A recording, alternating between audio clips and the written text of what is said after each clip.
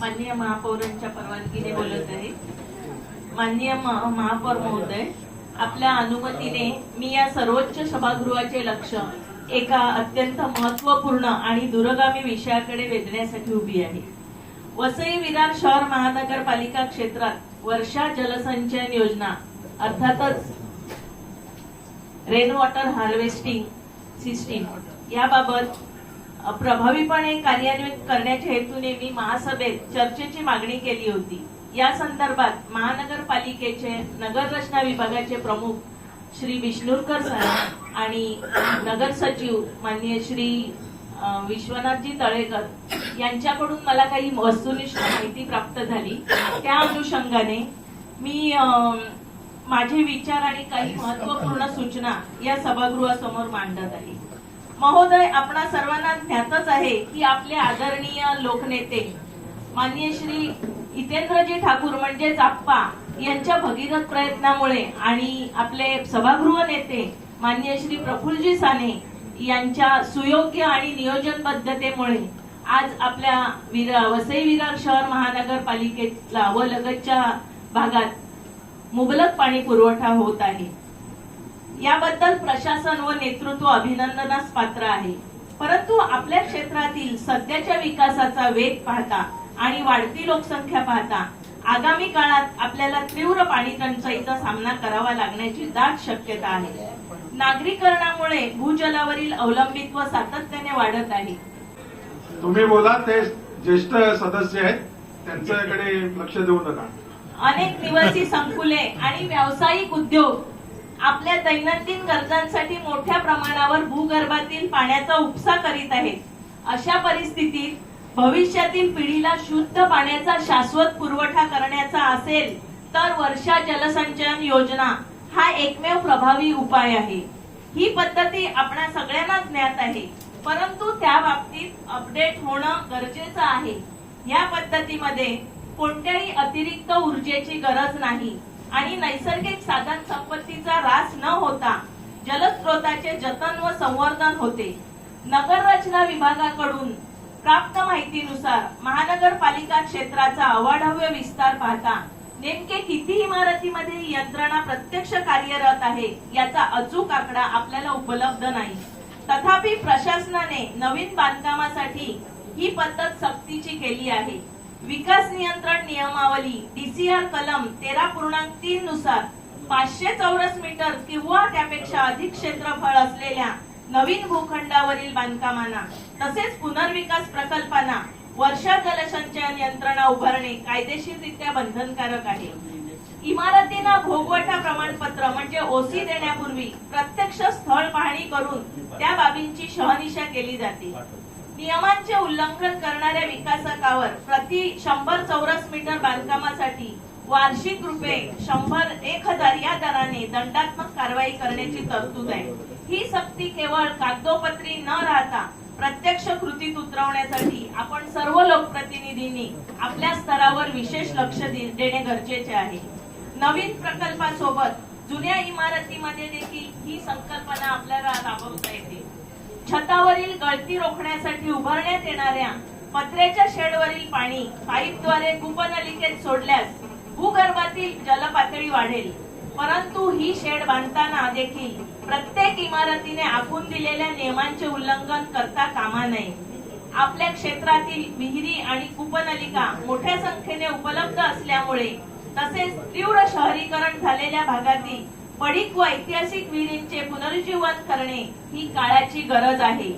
या तंत्रज्ञानाचे शहराला होणारे प्रमुख फायदे पृष्ठभागावरून वाहून जाणारे पाणी भूगर्भात साठविले तर पाण्याची पातळी व गुणवत्ता वाढण्यास मदत होईल आणि भूजल पातळी सुधारल्यामुळे उन्हाळ्यात विहिरी व कूपनलिका कोरडे पडणार नाही। पाणी उपसण्यासाठी वीज वाचेल आणि नागरिकांचा आर्थिक खर्च कमी होईल। यासाठी आपण शिवकालीन जल व्यवस्थापनाचा आदर्श ठेवायला हवा। भूगर्भातील गोड्या पाण्याचा साठा वाढल्यामुळे किनारपट्टीच्या भागात समुद्राचे खारे पाणी आत शिरण्यास प्रतिबंध होईल। रेन वॉटर हार्वेस्टिंगचा आणखी एक फायदा म्हणजे सामान्य करात मिळणारी 2% सूट। जे मालमत्ता धारक हा प्रकल्प प्रत्यक्ष कार्यान्वित ठेवतात त्यांना महानगरपालिकेकडून सामान्य करात 2% सूट दिली जाते.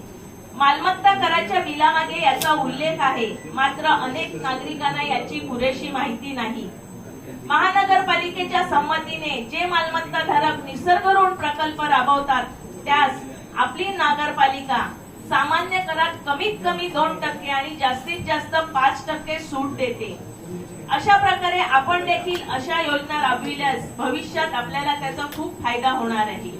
माननीय महापौर महोदय, आपल्या माध्यमातून मी प्रशासनाला विनंती करते की या योजनेबाबत नागरिकांमध्ये मोठ्या प्रमाणावर जनजागृती करण्यात यावी. जर आपण सर्वांनी मिळून ही योजना शहरात प्रभावीपणे राबवली तर भविष्यातील पाणी टंचाईच्या मोठ्या संकटातून आपले वसई विरार शहर सुरक्षित राहील. त्याच अनुषंगाने प्रशासनाला मी काही प्रश्न विचारत आहे.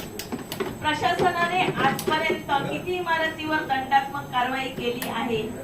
तसेच वर्षा संचयन प्रकल्पाची जनजागृतीसाठी काय उपाययोजना केलेल्या आहेत किंवा करत आहात? कृपया याचा खुलासा करावा. सभागृहाने माझे म्हणणे शांत चित्ताने ऐकून घेतल्याबद्दल मी धन्यवाद देते आणि मनपूर्वक आभार मानते. धन्यवाद. धन्यवाद.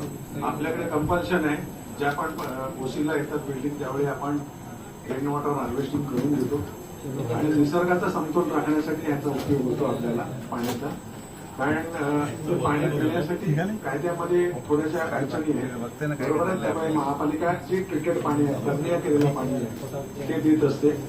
या पाण्याचा निसर्गासाठी समतोल राखण्यासाठी आपल्याला उपयोग होतो किंवा वापरातल्या पाण्यासाठी जर उद्या बांधकाम अमुक तमुक असेल तर त्यासाठी देखील आयुक्त साहेबांनी काही सूचना केलेल्या आहेत संबंधित खात्याला. तर कसं पाणी वापरता येईल, काय वापरता येईल वगैरे त्याच्याप्रमाणे.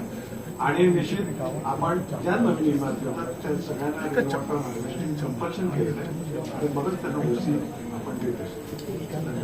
नवीन सदस्य ज्यावेळी बोलतात त्यावेळी थोडंसं आपण काही कॉमेंट्स केल्या तर पुढच्या वेळी प्रश्न विचारणार.